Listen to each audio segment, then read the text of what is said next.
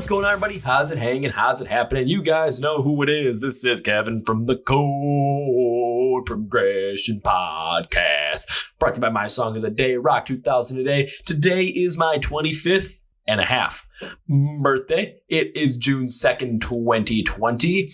And like I say always, you guys know I always bring the heat with the emerging bands and scenes, the bands that are just ready to break through and really become somebody. And we got another one for you. But before we do that, let me go through my shameless plugs.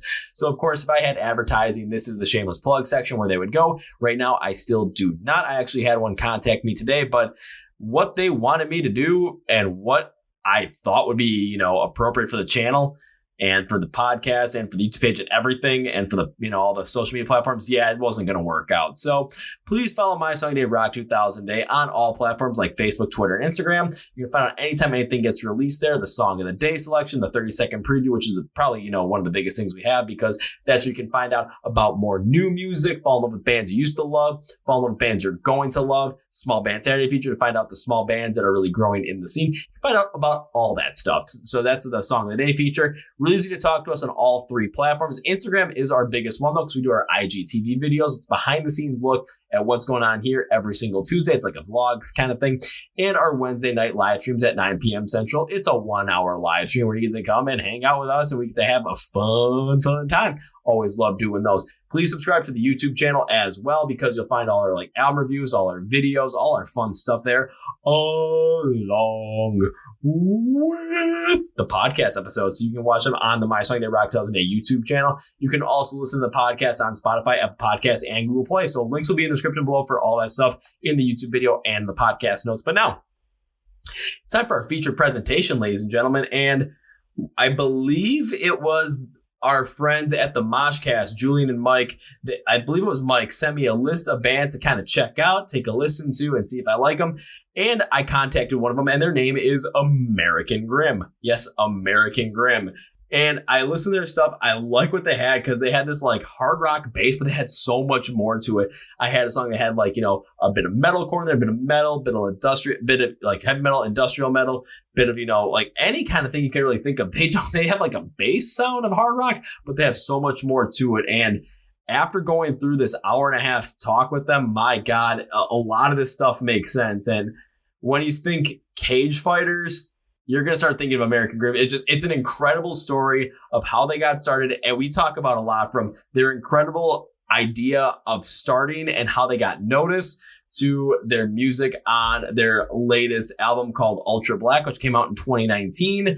And then, of course, what we're going to go through. We're going to go through what these guys are doing during this time of pandemic and what's happening there. So are you guys ready for American Grim? Please sit back, relax. So this band from New Jersey is coming in hot. So are you ready?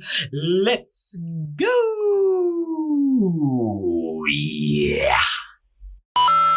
Well, ladies and gentlemen, boys and girls, listeners of the Chord Progression Podcast, I always start out that way, but you guys know I always like to bring on those bands that I look at as the emerging bands in the scenes, the bands that just seem like they're right about to break out. And guys, I found another one. So coming out of, I believe it's Hillsborough, New Jersey. If I got that wrong, please correct me. But these are the guys from American Grim. American Grim, welcome to the Chord Progression Podcast. What is good coming on, man? What's up, everybody? Guys? Hey, nothing's going too bad. I mean, as people that listen to the podcast have been a week removed from getting my appendix removed, so I'm able to sit down now and do a lot more flowing things. So not going to be uncomfortable during this one. Just trying to make sure my stomach doesn't explode again. But feeling good, and we're going to start out with some introductions. So I'm going to let you guys take it away. Introduce yourselves, your name, what you guys do in the band, and anything else you want to put in there. One time I had people literally give me their their star symbol or whatever the heck that is, whatever you look up for your horoscope stuff. I know what that is. I think I'm astrology symbol. There we go. Yeah, dude, we're both Taurus. Mike and I play guitar and I do vocals and lots of the sounds and the synths and stuff. Let's go down Orion. And you record the band?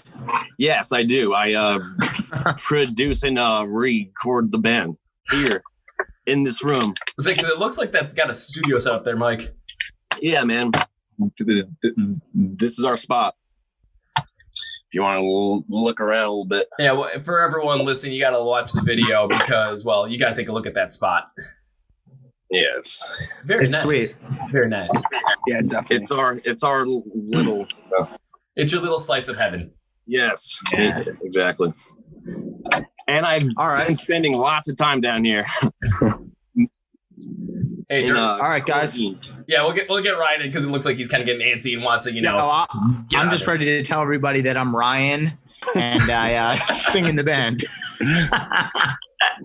Just dying to tell you that. And Brendan's my brother, and then we got Mike over there, who's one of our best buddies that we grew up with. We've been playing with Mike for over a decade, and yeah. That is no bullshit. There's no bullshit. So, I mean, Mike, do you want to give yourself your own introduction, or is that good? Or yeah, wait. No, man, I'm good. Wait, okay, now I'm getting my names messed up. Shoot. Yeah, I'm Mike. Okay. I had a full introduction already, I'd say. Okay, so we got Mike, Ryan, then we were missing one more. So Yeah, so that's me. I didn't get my full introduction yet, but I'm Brian Brendan. kind of took it from you. Yeah, no, it's all good though. I'm Brendan. I'm the drummer and I also sing. Okay, because I'm like, wait a minute. I always end up messing up at some point during this podcast, and either late or early. And this one, at least I got out of the way early. So, woo. So you're good. We're going to start out with this because, like you guys said, you've been playing with Brendan for, I mean, what, you say 10 years already? We've been playing. Brendan and I are brothers. Okay. And we've been playing with Mike since about 2005.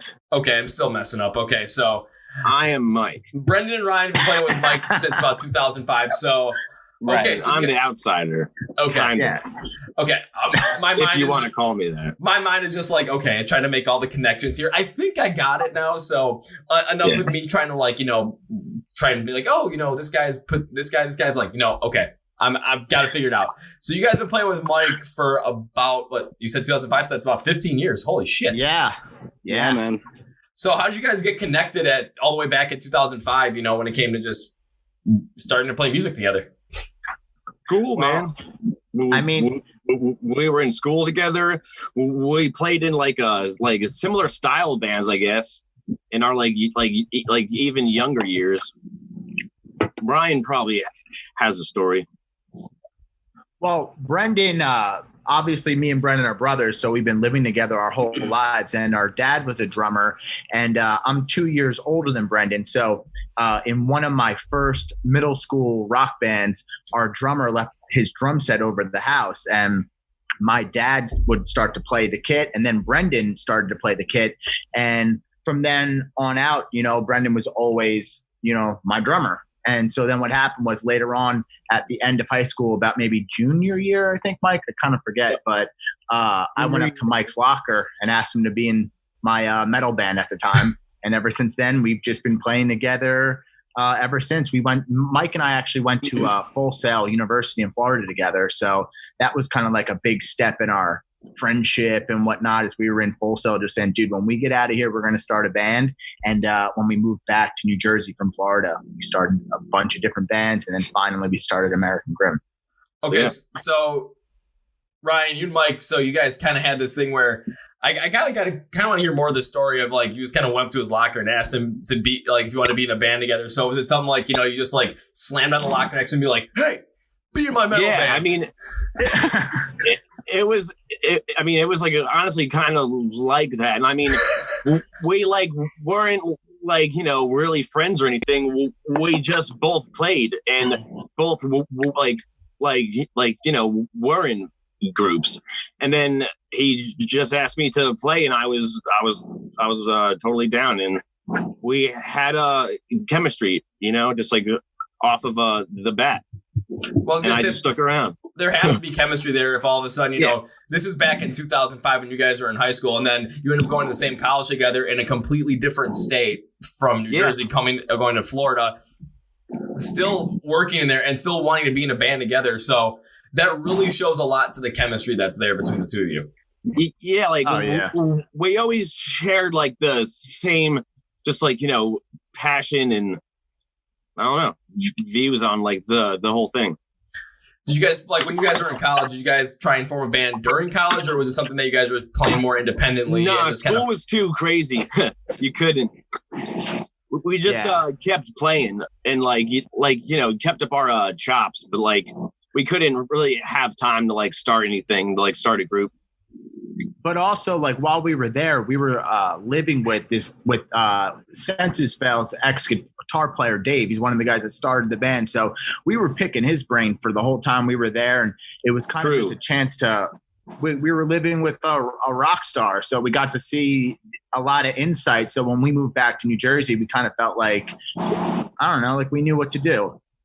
I mean, if you're going to get that kind of an opportunity, you have to take it to the fullest extent, where it's going to be picking the guy's brain and just kind of figuring out, exactly what kind of insights he can bring to the table, especially being more of a touring musician himself.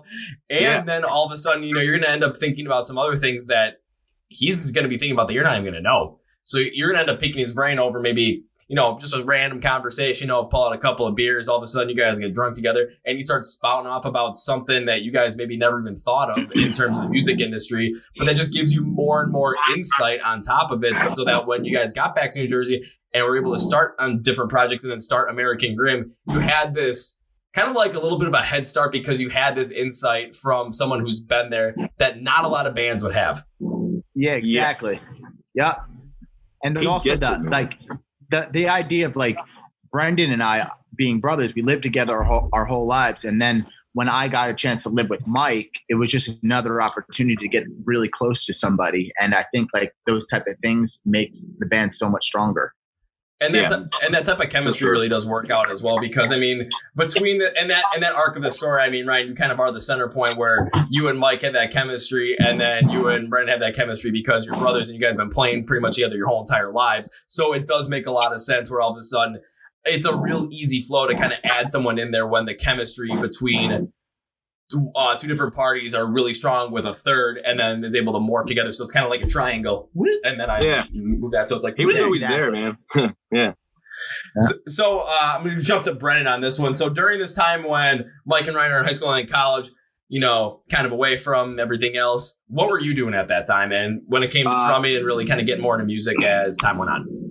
Yeah. So, I mean, like Ryan was saying, when their ex-drummer left his kit in the garage, I just hopped on and like immediately just felt like a connection to the drums immediately. And ever since that day, honestly, like I haven't stopped playing. But during that moment, I actually started my own band. So it was another metal band. And which is weird is that's when I met Mike, because I asked Mike to be in my band too. So, what? Yeah, dude. Yeah. My guitar player at the time was like, oh, you got to meet my buddy. He's a really good guitar player and stuff, and maybe we'll have him try out for our band. So I was like, okay, cool. So went over to Mike's house, and then we met there, and after that I left that band and then joined the band with Ryan and Mike. So ever since then, man, we've been just crazy. It's a kind of a crazy little story. Yeah, but while Mike and I were in Florida going to school, Brendan started a band with his high school friends at the time called Our Crisis, and it was like a big high school movement. And I was actually putting on the shows for his local band to play while I was in Florida, because I knew that many kids were going to come out and support it from the high school and shit. So while we were in selling out the local shows. Yeah, man. Yeah. So when I was at school, like I was basically like signing a rent to rent the night at a hall, so Brendan's high school band could go play and just totally tear it up. And dude, like, it drew like hundreds of kids, and it was fucking awesome, Well, I got to hear more about times. I got to hear more about this, just because.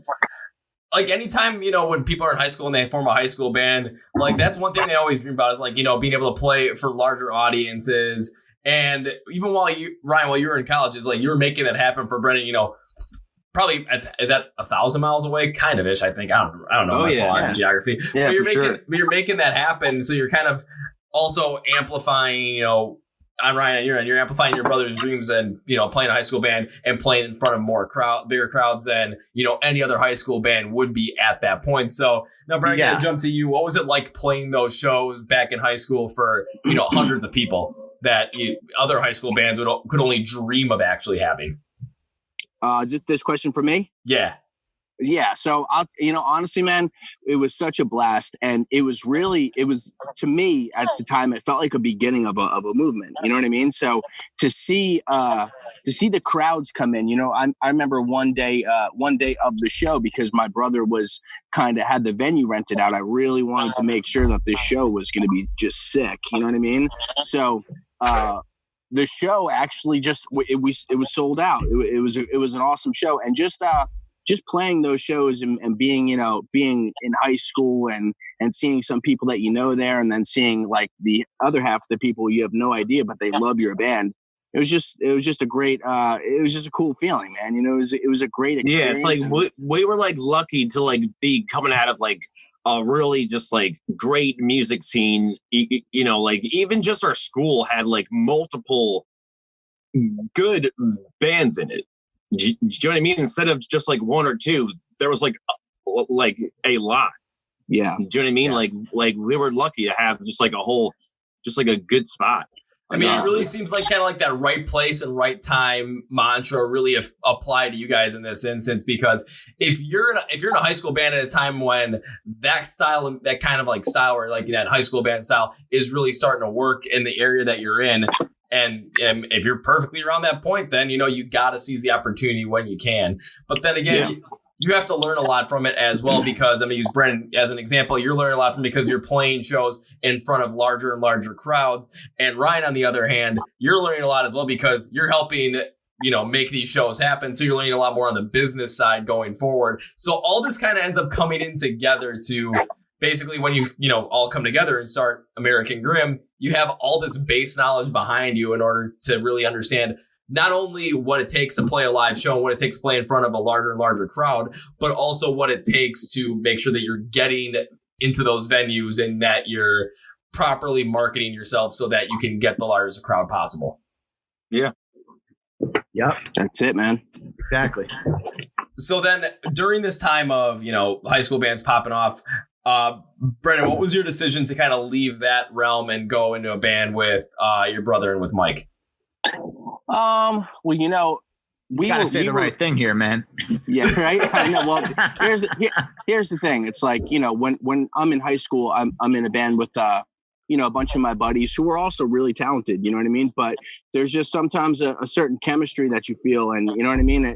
It's just working with certain people that make it, it makes everything kind of fall into place. So I kind of saw Mike and Ryan that I immediately had a connection with. So I decided as time went on, my music, not so much, but my music taste was changing just a little bit. You know what I mean? So I just wanted to do different things, man. And I just kind of wanted to go with who I felt like I really connected with. You know what I mean?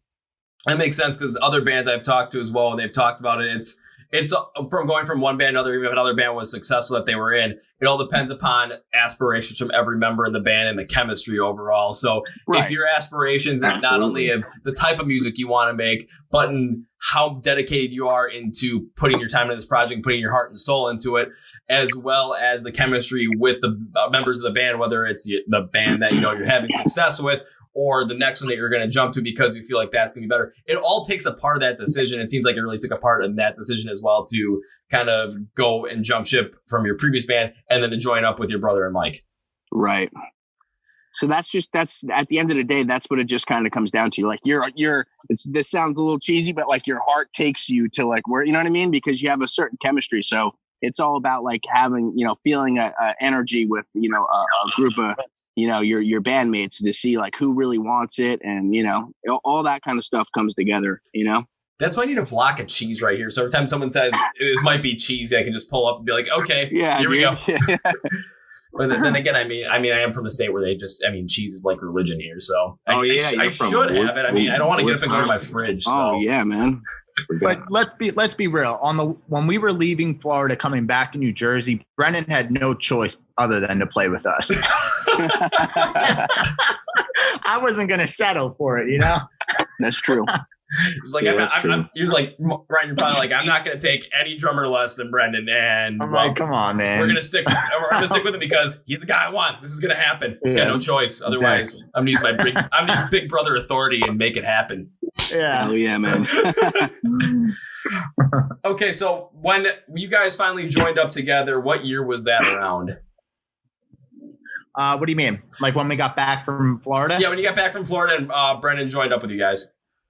Yeah, I mean, we even played together before Florida, like in high school.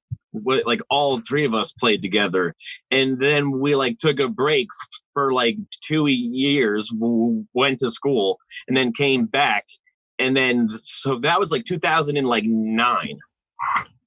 Yeah, when like we like regrouped and just started over again. And it's been about 10 years since. And yeah. I mean, so I'm going to pull up, more towards American Grim on this one, because taking a look at American Grim, I mean, you guys have 2 albums out right now, with Freak Show coming out in 2017 and Ultra Black coming out just the previous year in 2019. So with 2 albums coming out, but the question I have is around, I mean, I got more questions about that, trust me. But beforehand, it's just with those 2 albums you released in the second half of the 2010s, but you guys coming together again, and after the hiatus from school in the 2000s, back in 2009 when you guys came together. Was that the start of American Grim, where there's another band involved, or was it just, a long time coming? Just because I'm just curious about that span of time between like 2009 and 2017. Who's taking this one? All right. So basically what happened is that we got back to New Jersey from Florida, and we basically played with a bunch of friends, started up a couple other bands in the meantime that weren't metal bands, because when we got into the metal scene that are really writing metalcore around probably 2003, all the way, that took us all the way through high school of 2006. So we were able to see a lot of like the rise of bands like August Burns Red and, all the earlier metalcore bands. We got to kind of see come up playing really small places. And then what happened was around 2009, 2010, we were not burnt out with playing it, but a little bit. So that's when we started to experiment with like different types of rock bands and pop rock bands. And we basically ran through it all. And then basically we started a band, just us 3, called Death Throb. And basically it was based around cage fighting. So what we were doing is we were going to these cage fights. This is a crazy story, but I love hearing these crazy stories. So keep it coming. So basically we started going to cage fights and became friends with all these fighters. And it led to us making walkout songs and music. And then they were walking out to the cage, repping our shirt. And then, sometimes I'm walking out with them. And basically that led to American Grim, because we got the eyes from some agents and they signed the band, and then we turned into American Grim. But it all started from us going to cage fights and putting our band on local fighters. That kind of seems like, in some sense, I've got to kind of equate to like method acting, where it's like you're like you said, like you're trying to make stuff like cage fighters. So it's like you're literally going in there, becoming friends with them. You're seeing what kind of music they're having played when they're walking out, or also maybe what they're listening to while they're working out as well, whether lifting or sparring with other guys, whatever it might be. So you're really entrenched yourself in that scene to really get a feel for it. And then it seems like after that, you guys got some success, like you said, and then started American Grim based off of all of that. Yeah, so that's what it took for us to kind of get discovered, That is definitely one of the more interesting discovery stories I have ever heard. I've heard a good amount of them, but I never would have assumed that really getting in with a bunch of cage fighters would be the way. But hey, where there's a will, there's a way, and it looks like this one really fucking worked. Yeah. Well, you know what it is? What came to me was the fighters were looking for the same thing that these local bands at the time were looking for, and it's exposure, So when we would group up with these guys, they were promoting us, we were promoting them. So it was just a mutual thing. And then we basically got one of our songs in a fight movie. And then we started getting played on NBC Sports during the cage fights and whatnot. And just one thing led to another. What fight movie did you guys get featured in? It was called Fight Valley. Fight Valley. It had Holly Holm and a bunch of UFC fighters and whatnot in it. And yeah, one of our songs was placed in it. Wow. That just kind of also speaks to the fact that when you really entrench yourself in that scene, I mean, you guys went full force into it when you guys got, your songs, you got guys walking out to your walk-ups, to your songs. Yeah. You've got your songs featured in a movie, revolving around fighting, and then and NBC Sports, and they have fights. I mean, what kind of fights? I mean, are you talking just normal cage fights, talking like UFC, MMA, Bellator, that kind of stuff? Yeah, there was the league that they were placed in was World Series of Cage Fighting, and that's actually the league that the big what's his name? Gagey. He's the champ right now. He came from World Series of Fighting. Okay. So I get that, but then again, one thing too is you're a lot of bands, they kind of want that big time right away. It seems like you guys have built up to it. So who knows, maybe, in a year or two, all of a sudden, because especially now with the UFC still rolling on, even without fans, they're still got the walk up music coming on every time someone walks out. So who knows, all of a sudden, you're going to end up seeing someone in the UFC walk out to an American Grim song, and it might have some like a shirt on that has American Grim on it. And you guys will be like, holy shit. We had Miles Jury from the UFC. Jeremy Stevens was wearing some of our stuff at the time, so we were all over the UFC as well.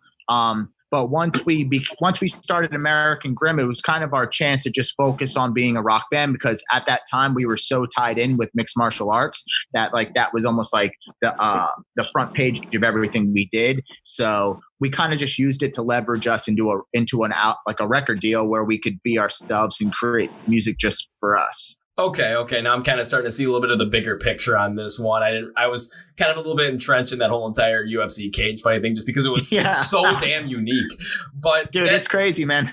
but that is definitely one way that I never expected any sort of band to ever really talk about when it comes to how they would get discovered and kind of get a deal and just really work and building up their notoriety is kind of going with that method. I'm going to say it's method acting style of you're really so entrenched in that cage fight world and really building that sound. And all of a sudden you find you're going to start making music for yourself. However, you're going to end up having some of that influence still in there because of how much of a part of your life it was at one point. Oh yeah, man. I mean, the vibe at a fight, kids have seen high school fights before. It's the same thing. Two people are about to fight, man. It's a crazy atmosphere and just vibe in the room. And when we're not touring, like last year, when we would get off the road, we actually are the DJ now at a lot of the cage fights in New Jersey and Pennsylvania. So way. So when we're not touring, we'll show up to the cage fights and, do the sound and help out a little bit. But yeah, we're still involved in it. But once we became American Grim, we wanted the music to speak for itself. Okay. But then again, it's also kind of around the same style of you're not going to forget your roots because you're still working, you're still, a part of that, but you're just not as tied to it as you once were. It's more like a loose tie kind of thing. Yeah. It's just when we're in town, we'll come by and help out and say what's up. But I do totally understand that energy thing that you were talking about as well. Unfortunately for myself, I've never actually been able to attend a live fight just because, every time they come around Milwaukee, it's just everyone wants to go because Anthony Pettis will be fighting a hometown hero. So everyone wants to go. And I end up always having to watch it at my buddy's house. But even during the bigger ones too, it's just going over to my buddy's house or when he was living here in Milwaukee, just going over to his house for the fights. Cause we watched the McGregor Khabib fight over there. Holy shit. It was me, my buddy, we was 10 guys over there. And we literally had great, spread of food, bunch of booze. And we literally were betting on every single fight. It was just the amount of energy when you just see two guys ready to fight. It's just come on, motherfucker, go. Yeah. Yeah, dude. It's awesome. And being able to just find a way to just take that energy and really figure it out and become entrenched in it and then funnel that into your music. I mean, that's just, I got to say, that's friggin' original. Dude. Yeah. Yeah, I mean, when we were telling people at the time that we were making fight music, they were like, what the fuck is fight music? You know what I mean? It's weird, but it at the time, it was really cool, and it really helped us. I just think it takes now with so many bands and everybody has a studio, you got to do something different, and for us, that's what kind of got us going.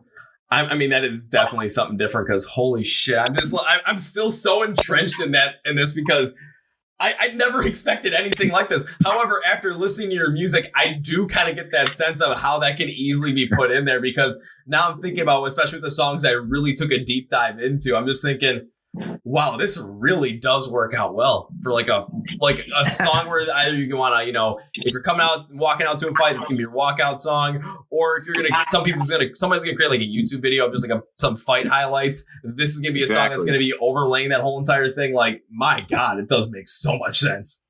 Yes. Yeah.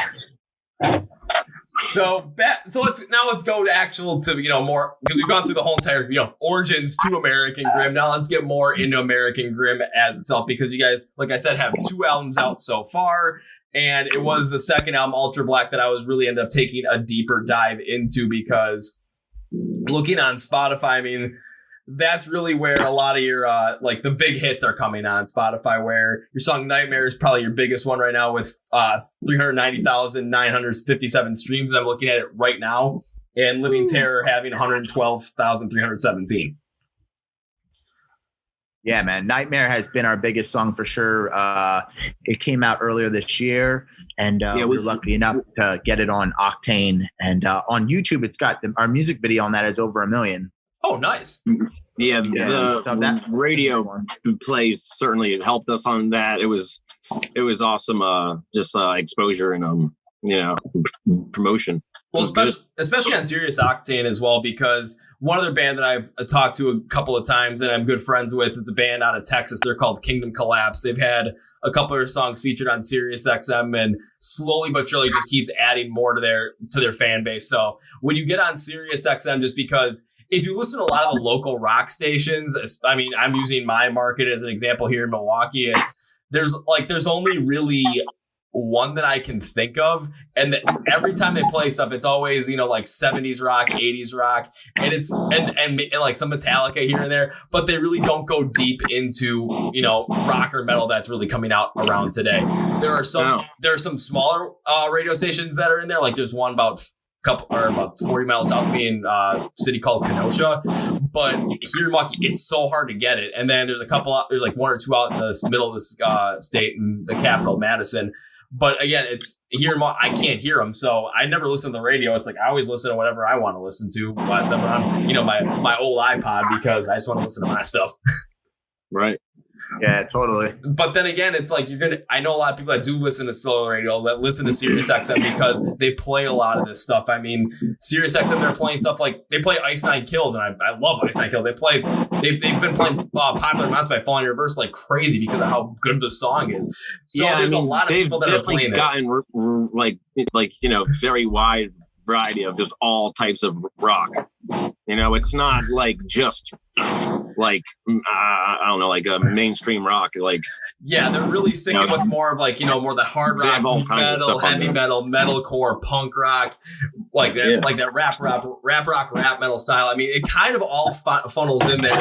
So, and the other thing too is there's really going to not be another station around, whether it's your local station or maybe other stations that have to really try and find, that are really going to end up being able to put stuff out there. And the thing is with them, it's kind of like, you're listening to a lot of good stuff, but it's like on shuffle because you never know what's going to come up next. Yeah, exactly. So when it came to getting Nightmare on Sirius XM, who kind of took the lead on that, and how did that all play out? Like, going through the business side of it, because I'm kind of interested in that as well. Yeah, I mean, our label, Entertainment One, basically, we had a meeting in New York and came on in, and they told us that they were bringing this on to radio. And that's kind of when we found out. And it was basically the label that did it. Okay, I was hoping for a big climax story, and all of a sudden just the label. Right. Yeah. I wish I had some big fight story for that one, but really it was just the label. They brought it to radio, and the Octane liked it, so it got played. Hey, you know what? That's totally fine, because I got a nice way to transition this into it, because now we're talking about Nightmare, that being your biggest song, ended up being, you get over 1 million hits on YouTube, almost, what did I say, 390,000 streams on Spotify. So we're getting close to that 400,000 marker for you guys, hopefully sometime in the next week or so. I mean, that's always my hope. But now that we're talking about it, we're really going through it. How about we dive deeper into the song, because I really want, that was one of the songs I really listened to. I kind of went further deep into and would love to have the chance to kind of deconstruct it with you guys, talk about it, and just kind of go through kind of what I was hearing and kind of see if that was kind of what you guys were going for or what you were going for. Just kind of mix it all up in there. Sound good? Sure. Sounds good. Yeah, man. Okay, well, the first thing that stood out to me is like right away the intro. It was, we got a mixture of like, because it's when I was listening to your music, especially for American Grim, I mean, it sounded like the bass of the music was in a hard rock sense, but I'm saying that loosely because there were so many other things that in your music that you guys ended up playing around with. So I'm saying like as a loose bass it was there, but there are other different genres or subgenres that you were playing around in.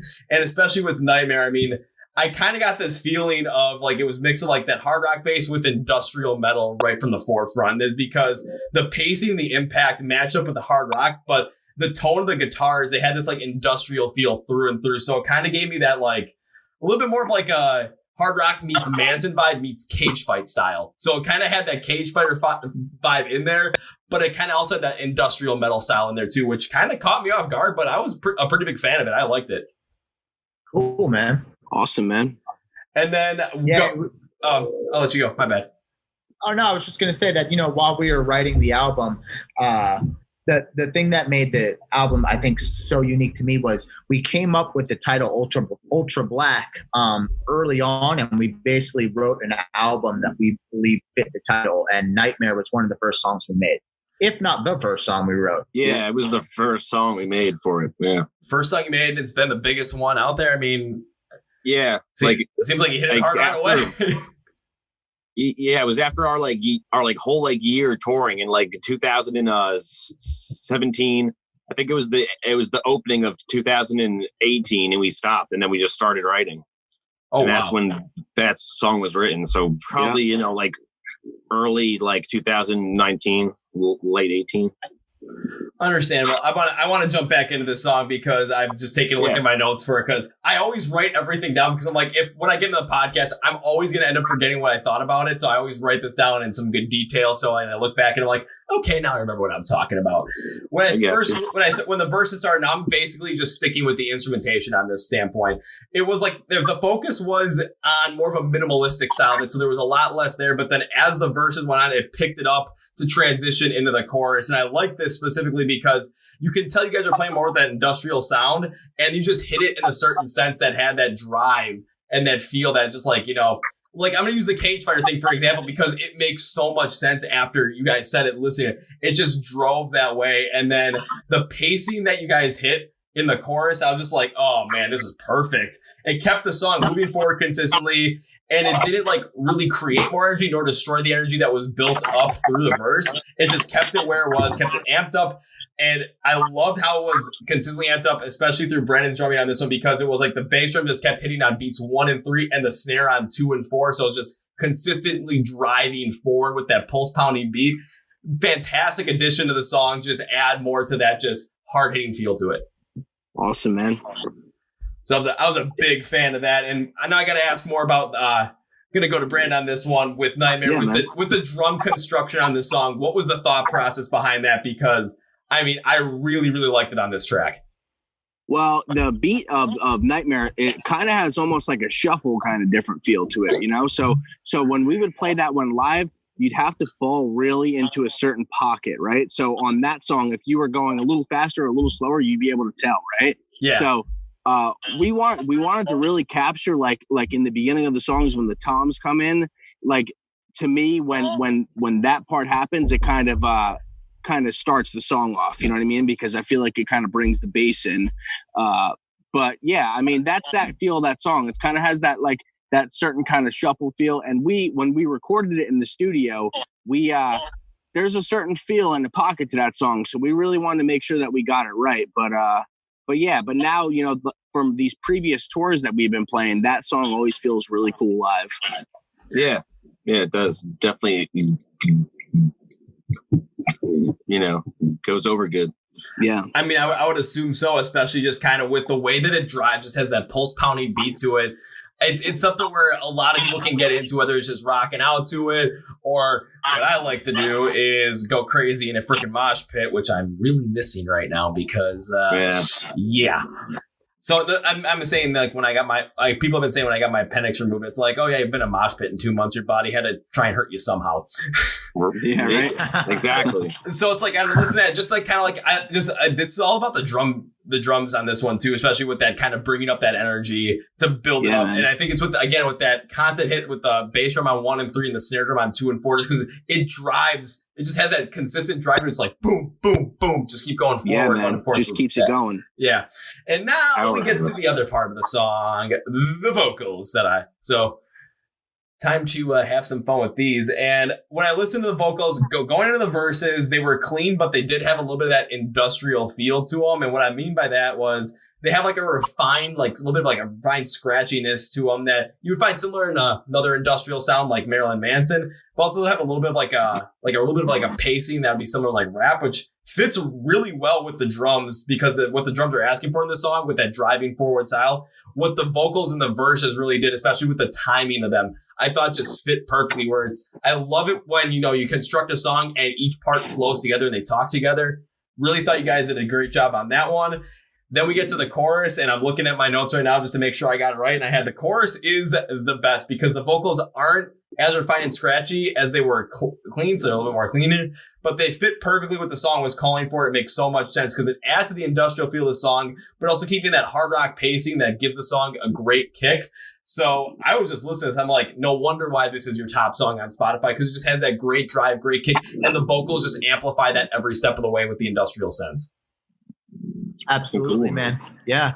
I think it's funny because we get a lot of like references to Marilyn Manson, like just even people coming up to us at the shows, saying, oh, I love Marilyn Manson, man. You guys remind me of Marilyn Manson. And honestly, I don't like, we're familiar with like his hit songs, but it's not like any of his albums we really owned or anything. So it's always funny when we get those comparisons, you know what I mean? But it is something that even I can hear, and I think the drum beat has a lot to do with it, and then I guess the sound of the vocals as well. It's a mixture between the way the drum beat is, especially with, like I keep saying, like the bass drum hits on 1 and 3 and the snare on 2 and 4. The way your vocals have a little bit more of a refined scratch, and then the tone of Mike's guitar kind of having that. I just have to say it's an industrial sound to it. So it does mix in. And I'm taking a look at the other songs I listened to as well, just to kind of make sure I look at this correctly. So I do understand where that Manson one is coming in, where you guys get that. But one thing I do want to say is it's not exclusive to that, because I'm looking at the other songs and I really didn't get that sense, the Manson sense from that one. From Nightmare I did, but from a couple of the other songs I didn't. So it kind of does make sense where you guys are like, oh, we really weren't that big into Manson. We knew his songs, we like his music, but we weren't, like deep diving into a bunch of his albums. So it makes sense why some of that might be there, but it's not completely there throughout the whole entire thing. And I think that is a strength for your band as well, because you have I keep looking at them, every song kind of had this hard rock bass to it. However, you guys are always playing around with a different style on each song. So your sound has much more variety to it than a lot of other bands would. Yeah. And I think that comes from going back to how we started. We're in so many different types of bands that we're really capable of playing lots of different styles of music. And I think it's also made it difficult writing, because there's so many places we can go.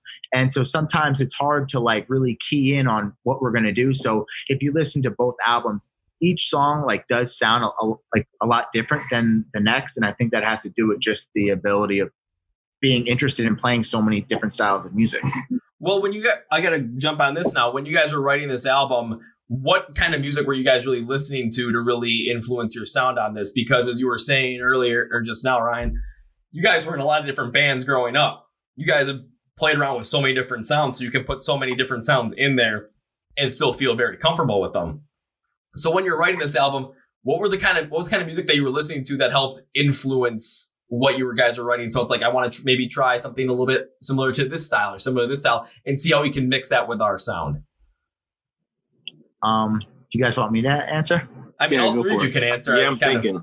All right. So I think, I'm sorry, say the question one more time. So when you guys were writing the album, what kind of music were you listening to that helped influence the sound? Who's our influences? And it's hard. I mean, it's hard to say, I mean, I kind of just lock myself in and just don't even listen to anything and just write and just listen to that stuff and see if I like it or not. You know what I mean? I mean, like, of course I'll listen to stuff, but honestly, it was probably just like super, like, poppy stuff on the like, radio, like Halsey or something, like, you know what I mean? Just like hits. And like, then I would just come home and just go back in the studio and just like, work on like ideas. But I mean, it's almost been years since, I've like been stuck on like a specific group or something. Okay. You know what I mean? So when it came to writing, this album, when it came to writing Ultra Black with on your end, Mike, you were just so laser focused vision into it. And yes, I have to do this because I really think it's fun. Laser focused vision into it. So it's our tunnel vision where it's like, I'm just going to focus on what I'm doing and not going to let any outside influences potentially, I want to try this or try this. I mean, I'm going to say this. That's totally fine. It's I very rarely will hear someone say something like that due to the fact that it's, when I wrote this, I was listening to this band. That's kind of why there's pieces of this in there with our sound. I'm not saying you guys are trying to emulate any band. It's just, I know I've talked to a lot of bands where it's like, they were listening to different artists either as a kid or during that time that really kind of just influenced a little bit of what they were writing at that time to just kind of mix around with their sound. But Mike, I actually absolutely love that answer just because, it's like you're so focused on what you're doing. It's like you're not going to let anything disrupt the vision that you have, which is pretty freaking awesome. In ways, yeah, like that was kind of it. I mean, like, of course I listen to other music, but it's just not very much, you know what I mean? Like only like driving around in like a car or something, like running errands. What about you guys? Yeah, let's send over to you guys, either Brendan or Ryan, one of the two. Yeah, man. I mean, I would kind of agree with Mike with that. You know what I mean? It's the same kind of thing. You're so laser focused on, making a certain sound. You know what I mean? That you're really like picking apart every mix, everything that comes. You know what I mean? With writing. I mean, just to add, like it's like easy to like, look at what's selling and like, what's charting and be like, oh, like we can try to do that. You know what I mean? And I mean, like, you'll always have that thought, you know what I mean? And that's why sometimes to just stay like is secluded and just write and not even try to be influenced. I don't know. It helps at times, Oh, very Sorry understandable. To interject. Oh, that's that's true. I would say, like, also, we grew up in a time where nu metal was engraved in us. Like, we'll reflect on those early Limp Bizkit records, those Slipknot records, the Disturbed records forever. Korn. So no matter, like, it doesn't matter what's on the radio right now because we have those early albums in us from when we were teens, like just listening to them on repeat. So now when we're in the studio, we're trying to do our own thing and not be influenced by what's happening right now. But those early nu metal albums are a huge part of our material. You know what I mean? Oh, I totally understand that because even when I'm listening to the stuff I listen to right now, it's just I always take a look back and think about like the albums that I absolutely loved as a kid or loved as a teenager, even love now that just kind of like I've listened to so much over and over and over again that they're kind of just they're injected like into my veins. They're kind of a part of me, and I'm thinking about it like taking a look at just kind of around my room, just thinking about or around the room I'm in right now, kind of like what albums I would look at. Rise Against the Suffer, The Witness. Like I know every single song on that one back and front. Disturbed's Indestructible, because that was the first like metal album I ever got to buy that came out like at that time. I'm like, okay, I want to buy it. I'm like 13 years old. Man. Front to back. The whole thing. Was playing it all the time. And brought it to school. I went to a Catholic school, so I kind of got the album taken away from me. Not the best idea. The disturbed Catholic kid. Oh yeah. That's what a lot of them. That's my teachers thought of me. And then like another album I would think about like that's been so ingrained in me, but a more recent is Ice Nine Kills the Silver Scream, which I've listened to so many times over and over and over again. Good album.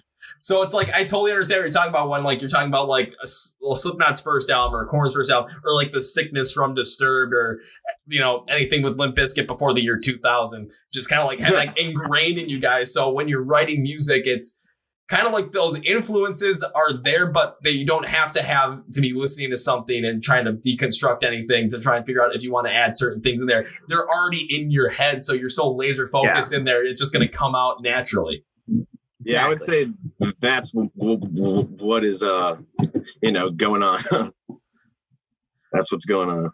And I think that also kind of, it does a couple of things for you guys as well. And the two main things I think it does is, one is it doesn't make you guys chase what's popular or chase like the sounds that are really popping off on the radio right now or Sirius XM that or that other bands are doing that are popular, due to the fact that you guys are so laser focused on what you're doing that you're not going to be trying to follow trends or chase after anything that you don't want to chase after. And the other thing is you guys are going to make sure that sound is uniquely yours throughout the whole entire thing. If you're laser focused, you're not going to really let anything differentiate that.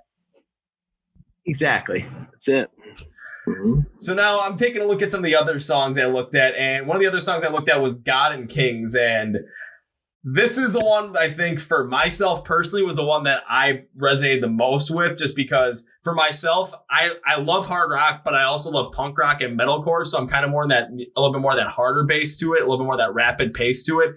And this song had a little bit more of that for me, especially when you start out with the intro. It had like a hard rock bass, especially with the pacing that the guitar had, but going to Brand on the drums with this one, because you had the hardcore feel with the song because you had these double kicks in the drums, especially in the intro, but they weren't like a fast, consistent double kick like the intro to The Signal Fire from Killswitch Engage. They were done in a very bursting style, kind of like, trying to think of a good bursting style, like Abigail from Motionless in White, where it's like right. real burst style. And I kind of like how you did that, because then it wasn't just kind of droving on as that hard pace. It was quick hits that really hit you a lot harder.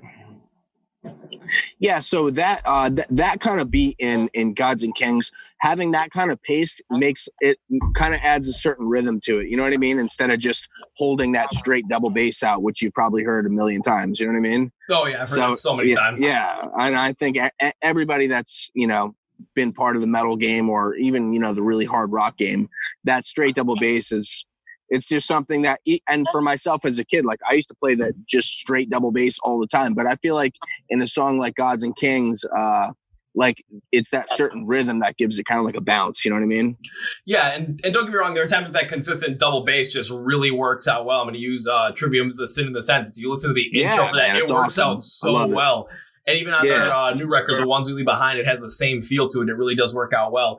If you did it on God and Kings, though, it wouldn't have worked out as well. But you did the bursting style, which really gave the song that identity through just kind of just having that quick hit pace. It just really, man. For me and my ears personally, it really did a solid. I really liked it. Awesome. And then I always start with the instrumentation, then go to the vocals, and then kind of do an overall thing. That's kind of always how I do it, just because, well, that's how I like to do it. That's just me. Oh, man. When I listen to when I listen to the verses, like the first half, they kind of reside exclusively in a hard rock style with a slower timing versus that more hardcore style. But then as the second half of the verses come in, they transition into the chorus and they bring some of that hardcore inspired drumming back in, like what you guys did. And I really like that transition, because you start out strong and then kind of brought it back down a little bit and then kind of are building up. So it's kind of like a whoa, whoa, whoa in a sense. And I thought it just really did well. And then you get to the chorus, and it kind of stuck in the realm of the first half of that first verse, because it kind of had more of that hard rock style. It didn't have the same pace as the hardcore end of the first verse would, but it just had this real interesting feel, because especially when you're building up to something like that, it's kind of expecting, to kind of build up and keep that momentum, but you build it up, hit it, and just want more of that more pounding style, but more hard rock style to it. And especially for me, with someone that likes hard rock and has that hard rock bass, I'm like, dang, was not expecting that, but all right, yeah.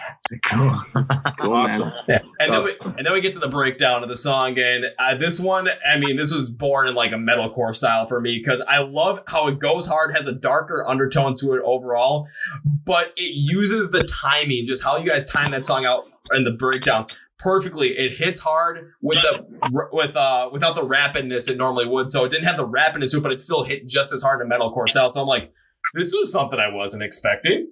But for me, loving that hard rock, metalcore, punk rock sound, I'm like, this freaking works. What the hell? This is awesome. Hell yeah. Awesome, man.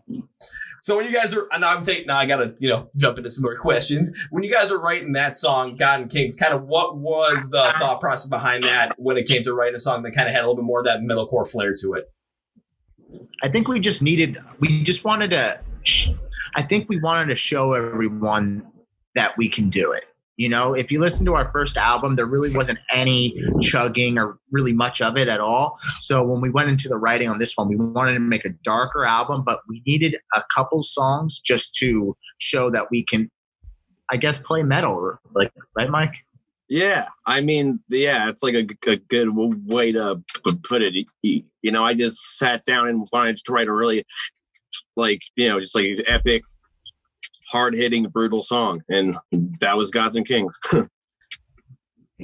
And I mean, from the instrumentation standpoint, you guys hit it, because I'm taking a look at, again, just kind of like how my overall stands with it. And we'll get to the vocals next, but I just kind of look at my overall because it really focuses in on the instrumentals. And I had overall, it's a real interesting song. The use of the slower timing throughout the whole entire thing is a real smart move because it adds to a melodic feel to it when mixed with that hardcore and hard rock styling. Why I like it is because it doesn't overdo certain parts of the song that focus too much on those certain hard influences or the soft influence or the more melodic influence. It hits just right, and especially for the fan of the harder stuff like me, this song hits right especially. I absolutely loved it. Awesome, and it's definitely one of our favorite songs too. We've been playing it well before the album came out. I think when we were on tour with, I guess, like a couple of tours after the Freak Show release, we started playing it in our set, and it was just always a song that went over well. So when the album finally came out, we thought it would be one of the songs to focus on. I mean, I definitely think it is. And also on your end, Ryan, with the vocals, I don't think they should be understated as well. So I do have to bring them up because when I listened to them, I was trying to figure out kind of, there was a certain mixture of a sound there that I've heard before that I haven't heard before, but from two different influences that I have heard before. Again, not saying use these influences, but this is kind of where my ears were peeking up at. Your vocals kind of reminded me of Chris Motionless or Motionless in White, but taking out the gothic overtone in there. And what I mean by that is the vocal timing with more melodic sense and how you flowed reminded me a lot of Chris Motionless, but the style reminded me more of like a Matty Mullen style. And mixing together, like on paper, I'd put that down and be like, this doesn't seem like it's supposed to work. However, on paper versus in practice are two completely different things. And in this case, especially when you go into the chorus, it worked out so well because it gave the song a harder vibe that the instrumentation was calling for in the vocals throughout the whole entire song.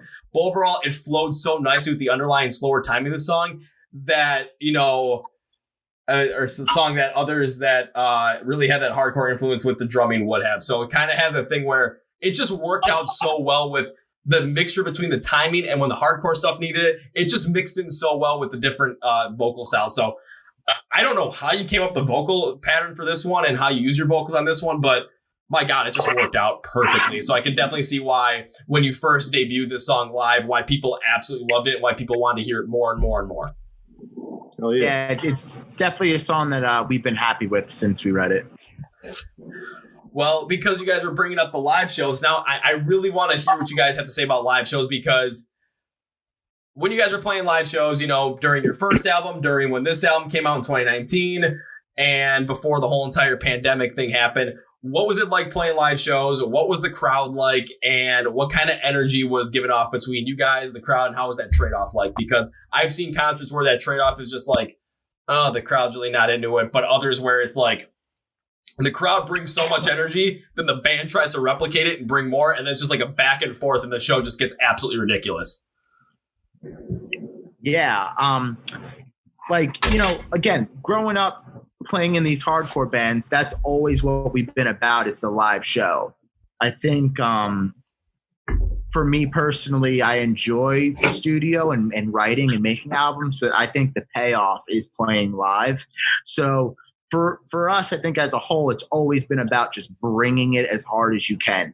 I mean, we try to look at our show as like a hardcore show. Even though we're not always playing hardcore music the whole time, we try to deliver a hardcore show and just lay it all out there, whether there's 2 people there or hundreds, it doesn't matter. Like, we're going to still bring the same show. And before the quarantine, man, we were having a killer time out on the road. We just got off the road. Our last tour was with September Morning, and we went all over with them and we really had a great time. And then we were just about to start a tour with Flaw, and then it got canceled because of the quarantine. So yeah, man, it's kind of where we left off. I'll say we'll get the whole entire quarantine thing in a bit, because I always, especially with the time we're in, I always want to go over that due to the fact that everyone's got a different perspective on it. However, I still want to focus in on your live shows when you guys are playing, because you're saying that you guys are always trying to bring this hardcore style to a show, even though the music always doesn't call for it. But is it just something that, I'm kind of losing my train of thought on this one. There I go again. But is it something that just when you grew up, that's kind of the shows you like to go to? Or is it just something that you want to constantly be delivering that energy all throughout your whole entire show?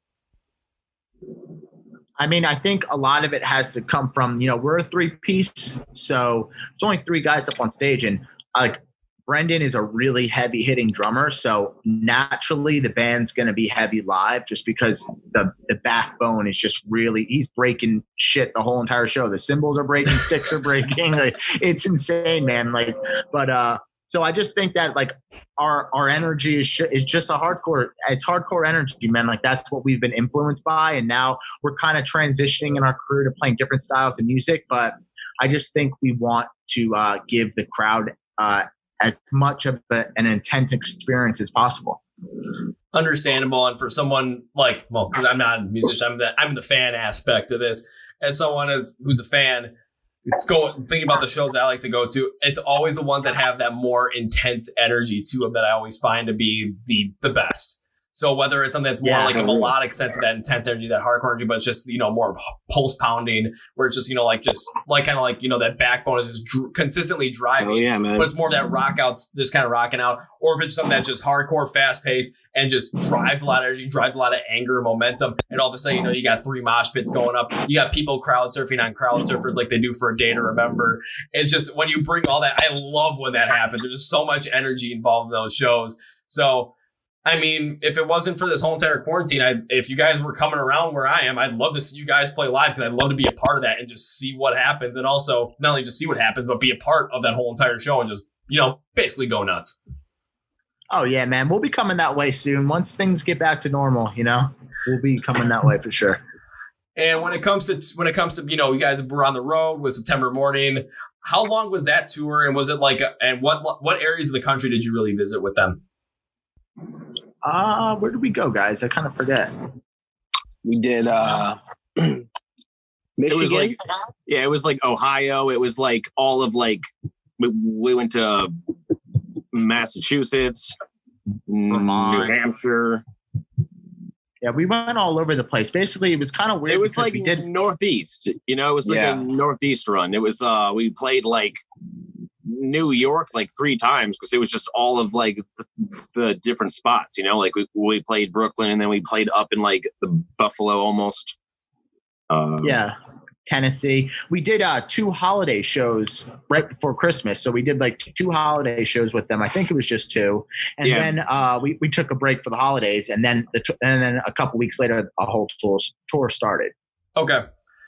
So, like with those holiday shows, was it just something, because I've attended a couple of holiday shows where it's just, but no one's ever playing. It's like the aesthetic is, holiday feel, but the music never is. The music is always ridiculous. No. Yeah, that was our Christmas special. Yeah, your Christmas special is like, we're going to come out and just jam like crazy in Santa suits. I mean, it might work. Yeah, man. It's different. Ryan sings Rudolph the Red-Nosed Reindeer. Yeah. You guys. I've seen bands making. Almost a lot of bands make covers of those classic Christmas songs in their own style, and it all depends on how you guys want to work with them. I absolutely love what Goldfinger did. I think it was like 2 years ago now. They came out with like a 4-song EP with Christmas songs, just ska Christmas music, and it was freaking great. That's cool. Yeah, man. When August Burns Red does it almost like every year, I think. Yeah, but they have a whole Christmas album out though. Yeah, like every year I think they do it. It's crazy. Now I got to make sure I see August Burns Red around the holidays instead of in the middle of summer. I know. I just want to be a part of just like a full on metalcore Christmas show, because that would just be insane. That'd be badass. Everyone, the moshing Santas. I'd be down for that. Fuck yeah. Hell yeah. Hell yeah. So when you guys were on a tour with September Morning, were there any shows or any instances on that tour that just stick out in your mind, like the best show, or just like a holy shit moment where, like, yeah, we can't believe this is happening, but this is happening? Because I always love hearing crazy tour stories. They're always some of my favorite things about the podcast. Did we have anything on those on the September Morning tour? I don't know. I think like the main thing is that we brought for the first time in our career, we brought our friends from home to come do like our crew work. So we brought like one of my best friends, RJ, tour managed for the tour, and then one of our friends, Nige, came on the tour. So it was kind of just like a good time, man. You know, we just had our friends out there, and it was right after the holidays. They actually did the holiday shows with us as well. But for me personally, it was just having like, you know, the band and some of my best buds helping out, and, you know, nothing too crazy other than that. It's nothing crazy, more of just kind of that family-oriented vibe when you've got your friends out there and you guys are all just doing, you're working on the same thing together. Yeah. Right. And right before the September Morning tour, we were on our own headlive run where we went all the way down to Florida. So it was like still cold outside. We were in Florida. You know, you got your friends. It was just a good time, man, you know? So I feel like when it comes to every time I hear a band going down to Florida, there's always some ridiculous story attached to it. No, I mean, we document almost all the tours on YouTube. So I would have to go back and watch some of the tour footage that we have posted on there. There's probably some ridiculous shit that we're just not thinking of. Yeah, there's gotta be. We definitely had a good time though. In Georgia, we were all in Georgia. That tour was one of the smoothest tours we've ever been on. Like, we've been on some tours where we were on one of the first tours we ever were on. Our bus almost crashed into a mountain. You know, we were stuck on a mountain for a whole entire night because we were going down the Rocky Mountains in Colorado, and the brakes burn out. And now we're on a bus just flying down a mountain. Everybody's screaming. It was fucking crazy, man. Yeah, it was crazy, man. Yeah, there's been so many fucking crazy things that happened to us on the road, because the thing is, you're driving like crazy, and if you're going to drive like crazy, you're going to see some crazy shit. So, you know, we've definitely had our fair share of experiences. Well, I mean, almost having a tour bus crash down a mountain, I mean, that is pretty up there in the echelon of the crazy shit that can happen on tour. Yeah, man. Yeah, we're not going to live that one down. That will stick with us. Yeah. I mean, you might have to try and up it somehow. I don't know how you would up it, but, you know, not something like, you know, that's going to put your lives incredibly in danger, but something. We'll figure it out.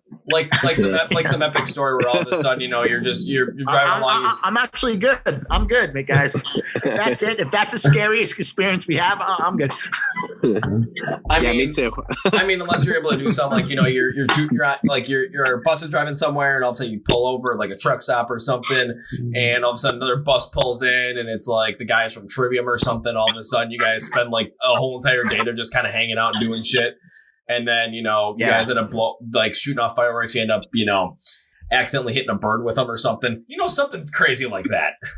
Dude, anything can happen, man. We actually, we were leaving. This is a crazy story too, real quick. I'll throw it at you. Yeah. We were coming.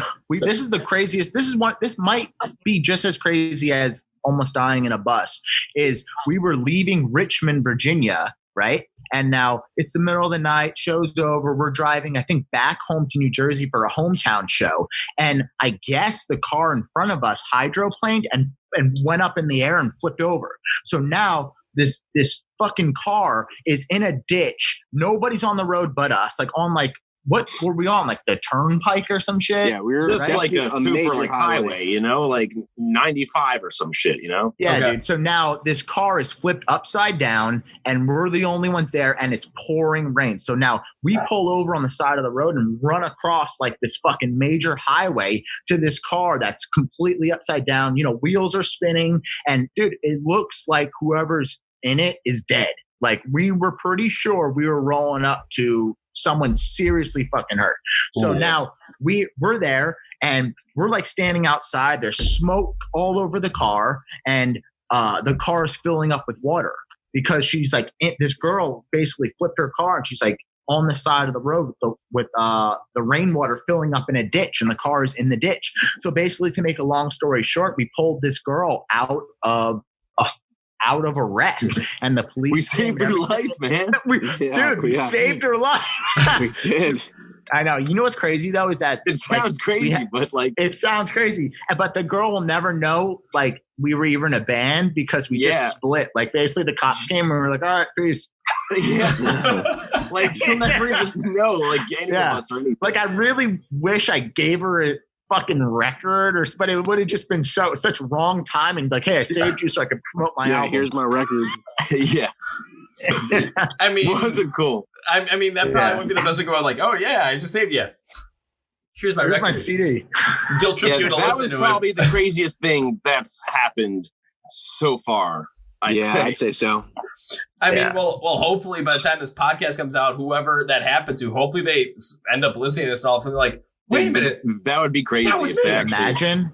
That would be crazy. Do you know when that was around though? Because then maybe we can narrow it down for whoever's listening. This kind of we can find out for sure. Probably like 2 years ago. About not even. I don't know. I know it doesn't feel like it, but if you go to our Facebook page and you go to events, it will. I'll find. The Richmond, Virginia shows the night it happened. And then we were playing Clifton the next day. Yeah. Clifton, New Jersey. Yeah, that's crazy. I mean, that can be like the whole entire thing. Next time you guys go on tour, it's we'll save your life. We might lose ours. You never know. Yeah. Like just don't drive a bus down the Rocky Mountains again. Yeah. No. Yeah, we're good on that, man. We're good, man. So you might have to go around like down south, like go through like Mexico and Arizona to kind of avoid that. But I mean, if you plan the tour outright, it can work. We didn't. Yeah. This was early on, you know. We've learned all of our lessons. Well, lots of our lessons now. I don't think all of them, but lots of them. But at the end of the day, when you get booked, that's where you're going. So like you could try to put it in this great order, but when the agent gives you where you're going, and especially if you're on a tour with bigger bands, like you gotta go, man. You're going. So yeah, you kind of just have to flow with it because, like, I'm taking a look at like some of the posters I have up here right now. I'm just like, well, how the heck do you go from Ohio to Alabama in one day? Yeah, I mean, you just drive all night. After man. the show, you don't chill. You just get in the rig and just start heading to the show, and you just drive all night and switch off. you get the bus and hope for the best. That's it, man. Couple Red Bulls and the 5-hour energy shots, couple coffees. No, I've had to deal with that before, driving through rolling fog in the Appalachian Mountains at like 2:30 in the morning while I've been up since like 5 in the morning the previous day. I've got like 2 NOS energy drinks in me. I'm just like I'm like death gripping the wheel like this. Yeah, those are too much, man. And going like 65 because I'm like, I don't know if I can pull over or not. So literally I'm just driving like, this is what we play for. Then getting to Alabama, I'm like, okay, no more rolling fog, I'm good. And then all of a sudden my eyes just go like, woo. Just fall asleep out of nowhere. Like, always gotta make sure that, if you're gonna drive all night. Co-pilot. You always have to have a co-pilot. One other person up all the time. Yeah, that's a rule. Yeah, my friends were dicks like that. Co-pilot. And I had no co-pilot. The guy that was supposed to be the co-pilot for me passed out while I was getting gas. Yeah, that's while how we were switching. It's like, God damn it. But now we went on about tours that you guys were on, but of course now, unfortunately for the past 2 months, there has been no live music. Tours have been canceled, shows have been postponed, making all of us incredibly angry. Not only myself, but I know you guys as well. So what have you been doing during this time, during this pandemic, during the whole entire quarantine thing to make sure that you're still connecting with the fans and still working on your music and making sure that the band American Grim keeps growing? Well, I think the thing that's cool about this band is that Mike has the recording studio, and then when it comes to the music videos, I shoot the music videos. So, the quarantine has definitely kind of separated us from being able to see each other and work like in the same room every day. But since we create everything, it doesn't stop us from creating. So during the quarantine, we've dropped 2 videos since, And, man, we're just keeping it moving. And it's given us an unexpected chance to work on new music. So, Mike's in the studio. He's working on stuff. Brendan's got a little studio set up in his apartment. I got some stuff. So, we're just keeping the ball rolling and just staying positive and just trying to drop music videos and whatnot, while we're locked inside. And constantly giving the fans more content to look at and work with as well, because I've been a big proponent of more content during this time, because everyone's on their phones, everyone's online, because you really can't do anything else. Live music is canceled all over the place. Trying to watch sports, I mean, the only sport I'm watching right now is NASCAR, because that's the only thing that's on right now. Yeah. But I'm actually a racing fan, so it kind of makes me happy. So, woo. But then on top of that, it's just, you're watching the same stuff on Netflix over and over and over again. How many times do people able to watch like Tiger King? Now that the Michael Jordan Last Dance documentary is concluded, people are like, well, what the hell's going on now? And when it comes to music, I've seen very few musicians constantly releasing new things or trying different things. And the fact that you guys have ways that you can record, especially with Mike's studio, and then Brandon and you have kind of your own, extra things as well. But if you're able to get together and still record, you're doing a lot more, and releasing 2 videos as well. You're giving the fans more content to look at. You're giving them more new stuff to really digest and maybe take in. And all of a sudden, that's just going to keep adding up more and more in terms of the fan base. Yeah, man, absolutely. Like, we dropped one of the videos we dropped since quarantine was the Gods and Kings video. And dropping these music videos, man, when everybody's just at home, it's giving them a chance to really listen to music, watch lots of content. And I believe we're growing throughout this whole experience. Like, I really do. Oh, easily. And I'm just going to use one band I always use an example right now during this quarantine thing that I think is really killing it in terms of constantly putting out new content, whether it's like covers or their own music or just anything random that's really helping them grow, is the band From Ashes to New. I mean, every time I put out a cover, I'm just like, they do something crazy with it. Like, they did Papa Roach's Gravity. They brought in Jen Ledger from Skillet to do Maria Brink's part. They did their own like parody of Waking Up When September Ends, and Danny Case walking around in a T-Rex costume through the whole entire video was freaking hilarious. They dropped that song Panic, which I absolutely loved. So I'm just like, what I kind of look at them as like a blueprint for, like, they're doing busy. They're staying busy, they're staying creative, and they're still doing a lot of things, given the restrictions that are in place. So I've been talking to and seeing a lot of other bands out there too, where it's, other bands aren't necessarily doing nearly anything like that. I've talked to other bands who are talking about staying connected with different venues. So all of a sudden, when this is done, they're the ones that are on the forefront minds of these venues, or just pointing out, okay, when concerts are able to come back, we're not going to be able to really, do what we used to do right away. So how can we make these new style of concerts, everyone has to be a little bit more distance from each other, still, as impactful as what we were doing? So it's just kind of a lot of different things going in there. But again, two videos, and the fact you guys are able to constantly work on new music with your own recording studios, and the fact that you guys make everything yourselves, you're at such another advantage than everybody else that's kind of just sitting at home waiting for this to be over. Yeah, for sure. Man. And I think this is the future, man. Like, not just like because of a virus or anything, but having the ability to film yourself, record yourself. Like, the technology is there, and with that, like, if you're not doing it, it's like, why not? It was just giving a whole nother reason for bands to try and basically win online, because in a time of a virus, in a time of a pandemic, or in a time when things aren't going, I mean, pretty much the only thing that's going to stop, people going on the internet is like an EMP right now that fries everything. Yeah, straight up. But then again, if that happens, I mean, everything electrical gets fried, and then everything will be gone. Pretty much, yeah. But basically, where I'm kind of thinking about with that is, with how big of an impact that the internet has, and how big of an impact that, just being able to work on your own stuff has, I wonder what a lot of these bands going forward are going to do. And I'm not talking about, the bands that are emerging. I'm talking about, the super duper heavy hitters right now, because I'm taking a look at some of the heavy hitters, like the bands that are headlining festivals. I haven't seen Slipknot do anything. I haven't seen Disturbed do anything. I haven't seen Metallica do anything. I've seen A Day to Remember come out with one song. I was supposed to come out with the whole album, but I still have no idea when that's happening.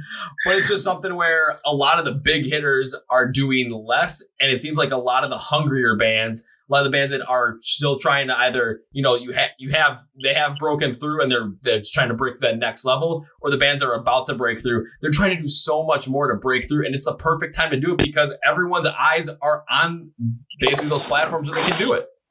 Yeah, man. Absolutely, man. Absolutely. It's interesting on who rises up and figures out a way to keep the ball moving. I think like maybe a lot of the bands that already have had success, it's kind of a time just to kind of key in and spend time with the family and stay healthy and whatnot. But for bands that have been really working hard all year to just stop when you're just starting to grow, you can't. You have to keep it going. And we're always looking around to see what everybody else is doing because I'm sure more ideas are yet to come. Have you guys thought about doing any, especially because it seems like you guys can still get together in a nice space where you guys potentially do like some sort of like live stream concert or maybe some live stream type material. Have you guys thought about doing that at all? Yeah, we did a couple live streams of the rehearsal space early on. But like we were talking about it last week, and it's just not like again, like I like having the fans come into the basement and play, but at the same time, like I'm not thrilled about it. So it's one of those things where it's like, yeah, like, come check us out in the basement hanging out. But at the same time, like it's not something we would do if we weren't in a quarantine. So like I'm not thrilled about like, this is like our lab. This is where we're like kind of figuring shit out. And I don't know, you know what I mean? It's just one of those things. So like one of the conversations that we've been having like internally is just figuring out new ways to interact with the fans that's a little bit different than just what everybody else is doing of just going acoustic or whatever, Understandable, but two parts on that. First part is you guys tried it though. So it's not like, it's like, we just don't want to do it. It's you tried it, you felt it out, and it just didn't work out for you. So it makes sense why you wouldn't want to, why you're not going to go forward and do it as much as, maybe producing something with another video or writing new music or maybe trying some like really ridiculous video that you're going to make just of random stuff that you guys have done just to, give the fans some fun to listen to or watch. You never know. But the second part of it is you were just talking about, this time as a way to find new ways to connect with the fans and find new creative ways to just make sure that not only the fans that you have right now notice you, but the fans that you don't have yet start to notice you. And what ways right now are you working on that to try and not only connect further with your fan base, but also grow the fan base itself? It's a secret, man. Yeah, we definitely have some new ideas up our sleeve that we're working on. I think right now our main focus has been to drop a new music video every month that we're in quarantine. So that's been the main focus right now, is to expect one of the songs off Ultra Black, a music video for it. And in the meantime, we're definitely working on different ways to give our fans and hopefully new fans an experience with us outside of just like, hey, what's up, guys? We're in our basement just like you. This is boring. Like, we want to entertain. So we're trying to come up with new ideas to do so. And I did like what Mike came on and said, like, it's a secret because, I mean, I asked the questions, and if you guys are like, we're working on some stuff. Oh, what is it? It's a secret. I'm just going to say, okay. If you guys are ready to tell us what it is. Man. Yeah, it's top secret. You gotta create some intrigue in there. Exactly. All right, now I've got another question about live shows specifically, especially because now you guys haven't not been playing them for the past 2 months. When you guys finally are able to play them, it seems like the shows are gonna be a lot different where there's not going to allow as many people in there. They're going to have to be distant. Looks like mosh pits are not going to be a thing right away, or crowd surfing, or that just the type of crowd that everyone's kind of packed together and the energy can really derive off of just everyone being close together and just kind of that movement within there. So with a concert that maybe, people are going to have to be more spaced out, maybe more restrictions on there. How are you guys planning on creating an experience for the fans that will continue to connect with them and maybe, what's the best way to put it? Bring the same kind of energy, bring the same kind of feel that you did from your previous shows to a new setting. I think like it's not going to change our show. Like we're still going to go up there, whether the the crowd can touch each other or not, we're going to bring the same energy and the same experience. It's just a shame that they can't get closer and closer to us. And I just hope this all passes quick, man. Like, I hate the whole idea of playing shows of people having to sit down or whatever. I just think it sucks big time. You know what I mean? But it's not going to change what we bring. We're going to bring the same experience. I mean, like, if anything, we're going to bring it harder. See, now that's kind of what I was going for, was like, is there going to be any sort of change? It's like you're saying you're going to bring it harder. That's what I was hoping to hear, for the same reason that it's going to give the fans something to really cling on to, and to really know that, you guys are still trying to create that experience for them. Because I'm going to put it out this way as a fan. If there's a band that's, going to be playing here that all of a sudden, like, oh, you have to be, 6 feet away from everybody.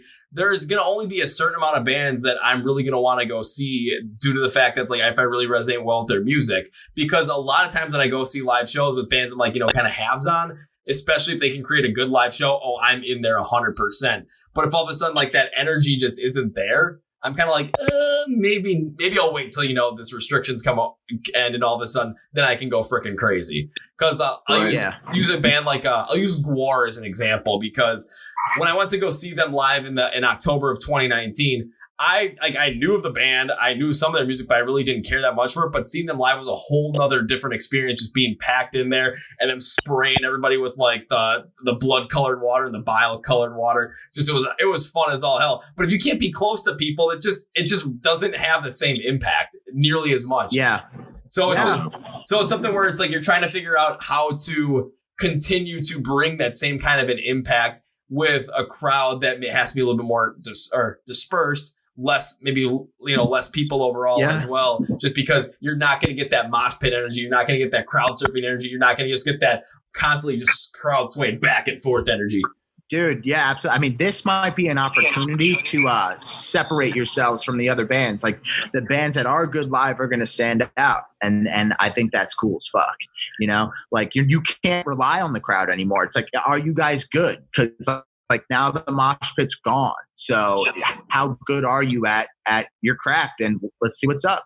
So for us, we're going to embrace this, and we're going to say, we'll be backstage, and we're going to say, yo, let's give everybody a show tonight. And it might even make us kind of mad and just something to prove, but I think it's a cool thing at the same time. It's like, now all eyes are on the musicianship, and it's not so much just about the crowd.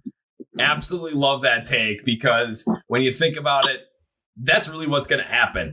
And what I absolutely love about what you said there is because when you look at it, you're not taking a look at the situation and saying, oh, we had all these plans and now, they're all completely, scrapped because the rules changed, or the way things are going have changed. And now when things come back, they're not the same. So instead of complaining about it, you're taking a look at it as, okay, this is the parameters we have to play in now.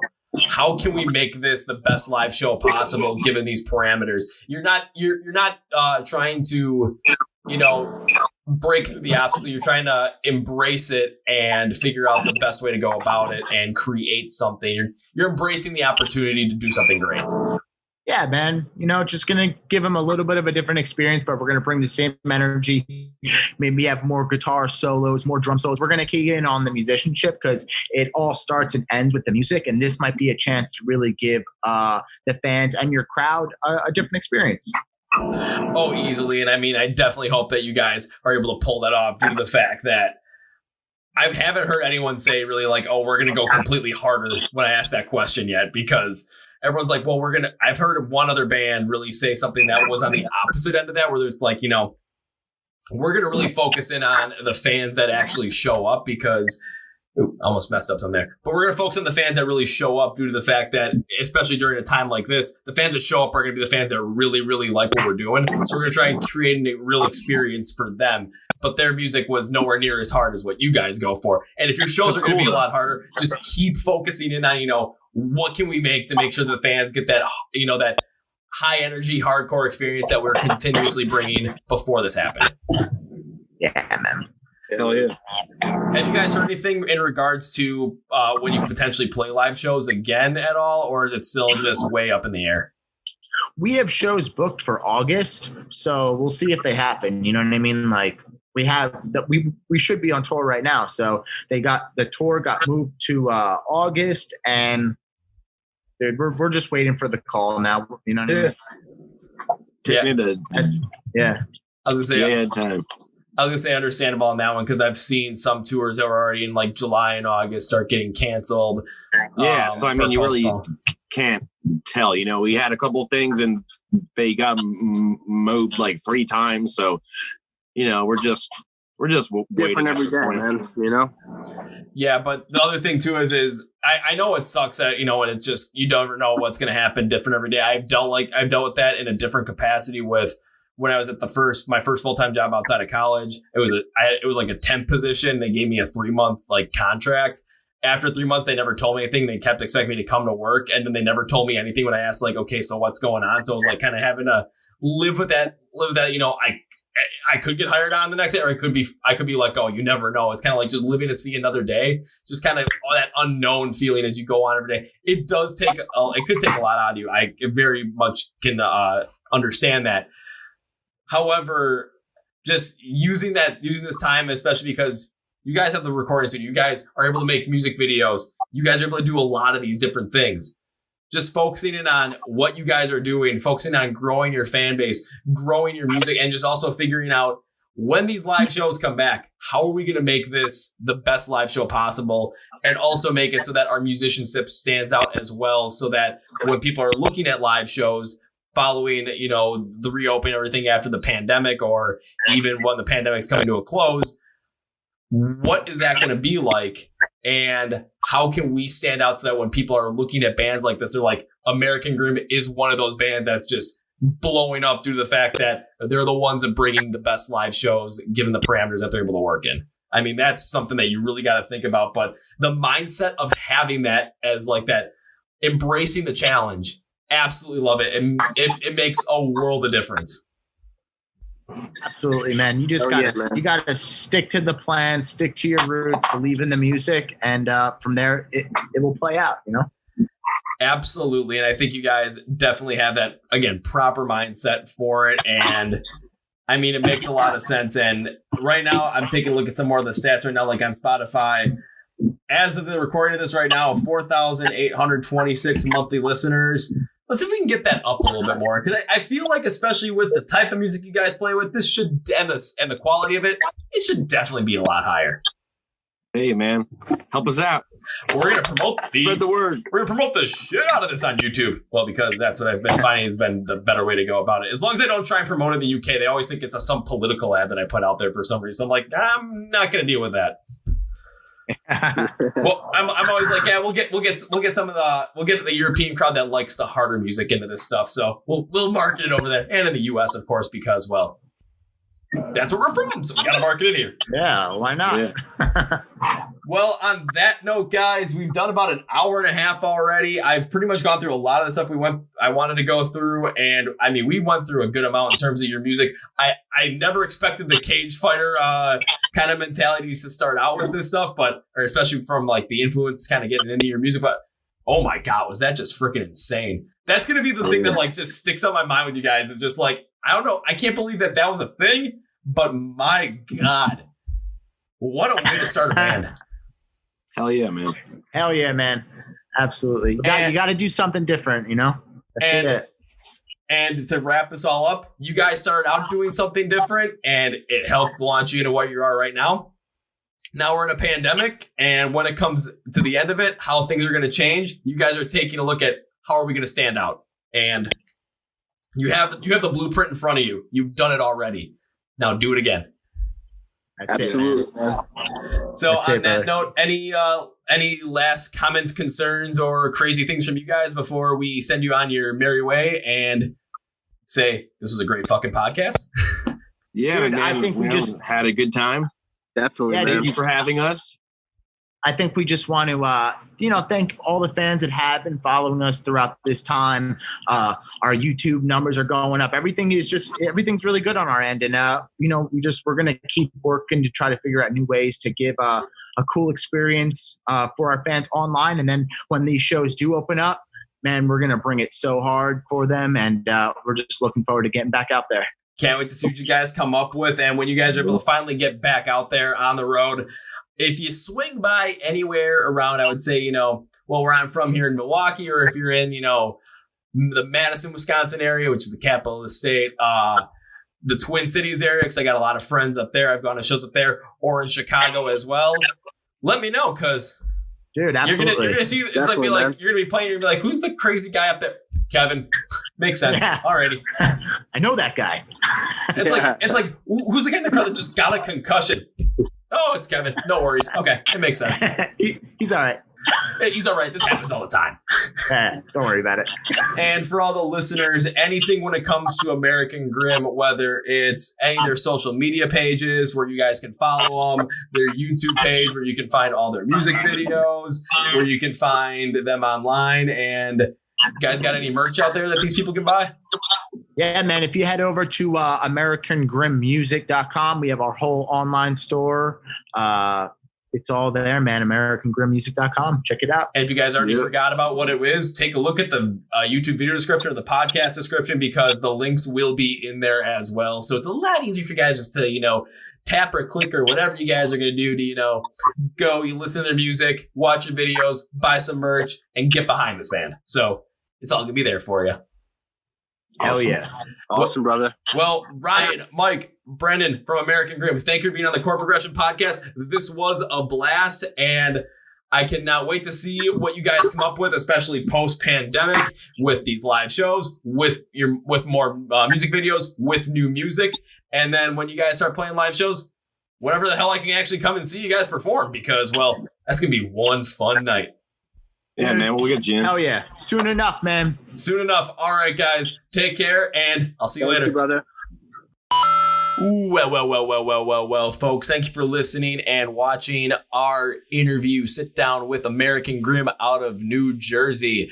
And I gotta say, they have that intro story of how they kind of went full force in with cage fighters and trying to really kind of get into that culture, and how they use that to break through.